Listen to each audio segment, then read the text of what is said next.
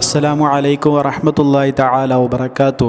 അല്ലാഹുമ്മ സ്വല്ലി അലാ സയ്യിദിനാ മുഹമ്മദിനിൽ ഫാത്തിഹി ലിമാ ഉഗ്ലിഖ് വൽ ഖാതിമി ലിമാ സബഖ് നാസിറിൽ ഹഖ് ബിൽ ഹഖ് വൽ ഹാദി ഇലാ സിറാത്തിക്കൽ മുസ്തഖീം വഅലാ ആലിഹി ഹഖ ഖദ്രിഹി വമിഖ്ദാരിഹിൽ അദീം. എന്തെല്ലാവരും വിശേഷം? റാഹത്തല്ലേ? അൽഹംദുലില്ലാ. അങ്ങനെ നമ്മൾ നിലകൊള്ളുന്നത് പുണ്യ മുഹറം മാസത്തിലെ 2-ാമത്തെ പത്തിലാണ്. ഓരോ വീഡിയോകളിൽ നമ്മൾ പറയുന്ന ഓരോരോ ഇസ്മുകൾ, അതുപോലെ ഓരോരോ ദിക്റുകൾ, ഓരോരോ സ്വലാത്തുകൾ, ശരിക്കും അതിൻ്റെയൊക്കെ ഫലങ്ങൾ നമ്മുടെ ലൈഫിൽ അനുഭവിക്കാൻ കഴിയുക ശരിക്കും അതിൻ്റെ ബേസ് എന്നുള്ളത് അതിലുള്ള പൂർണ്ണ വിശ്വാസമാണ്. കംപ്ലീറ്റ്ലി നമുക്കതിൽ ട്രസ്റ്റ് ഇല്ലെങ്കിൽ, അതിൽ ബിലീവ് ഇല്ലെങ്കിൽ നമ്മൾ ശരിക്കും വിശ്വാസമല്ലാണ്ട് മരുന്ന് കുടിക്കുന്നത് പോലെ ആയിപ്പോവും. ശരിക്കും ഏതൊരു രോഗത്തിനും അതിൻ്റേതായിട്ടുള്ള മെഡിസിൻ, അതിൻ്റേതായിട്ടുള്ള മരുന്നുകൾ നമുക്ക് ഫലിക്കണമെങ്കിൽ അതിലൊരു വിശ്വാസം വേണം.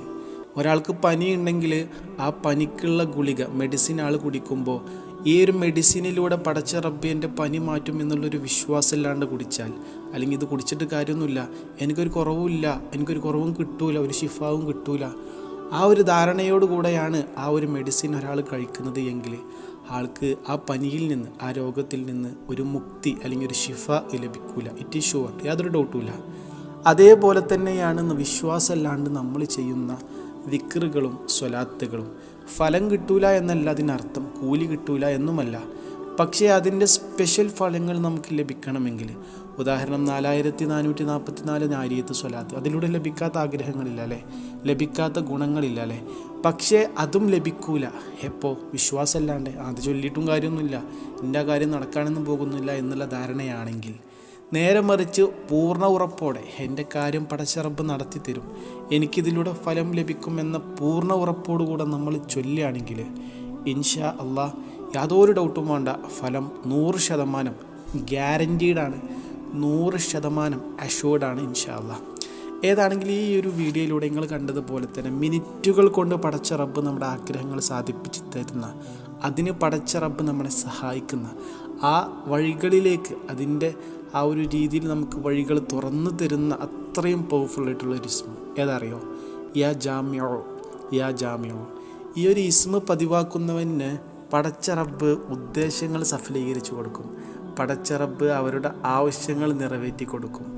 അതുപോലെ തന്നെ നല്ല കൂട്ടുകാരുമായിട്ടുള്ള സഹവാസം പടച്ച റബ്ബ് കൊടുക്കും. ശരിക്കും ഓരോരോ മാതാപിതാക്കൾ, പാരൻസ് ശരിക്കും ഈ കാലഘട്ടത്തിൽ ബുദ്ധിമുട്ടുന്നത് തൻ്റെ മക്കളുടെ മോശമായിട്ടുള്ള കൂട്ടുകെട്ട് കാരണമാണ് അല്ലേ. ലഹരിക്കടിമയായവരുമായിട്ടുള്ള മക്കളുടെ കൂട്ടുകെട്ട്, ആൺകുട്ടികളിലും പെൺകുട്ടികളിലും ശരിക്കും ഒരു വ്യത്യാസവുമില്ലാണ്ട് മോശമായിട്ടുള്ള കൂട്ടുകെട്ട് കാരണം അവർ മോശമായിട്ടുള്ള വഴികളിലൂടെ സഞ്ചരിക്കുകയാണല്ലേ. പടച്ച റബ്ബ് കാക്കട്ടെ നമ്മുടെ മക്കൾക്ക്, പടച്ച റബ്ബ് നമുക്കും നമ്മുടെ മക്കൾക്കും പടച്ച റബ്ബ് ഹിദായത്ത് നൽകട്ടെ, ആമീൻ. എന്താണെങ്കിലും പറഞ്ഞു വരുന്നത്, ഇതിൽ നിന്നുള്ളൊരു മോചനം ശരിക്കും ഈ ഇസ്മ പതിവാക്കുന്നവർക്ക് ലഭിക്കും.